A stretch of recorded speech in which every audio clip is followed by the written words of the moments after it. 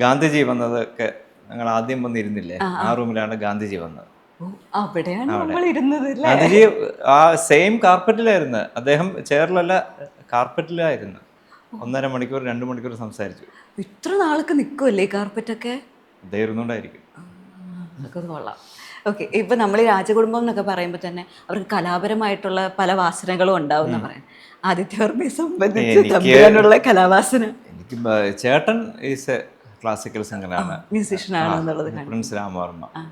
അദ്ദേഹം ക്ലാസ് എടുക്കാറുണ്ട്, online class എടുക്കാറുണ്ട്, ഒരുപാട് കോൺസേർട്സ് നടത്താറുണ്ട് ഇന്ത്യക്കും വിദേശത്തുമൊക്കെ. ഈയിടെ ഫിലിപ്പീൻസിൽ പോയിരുന്നു, പിന്നെ ഇടയ്ക്ക് ദുബായ്, US ഇവിടെയൊക്കെ അദ്ദേഹം സ്ഥിരം പോകാറുള്ള.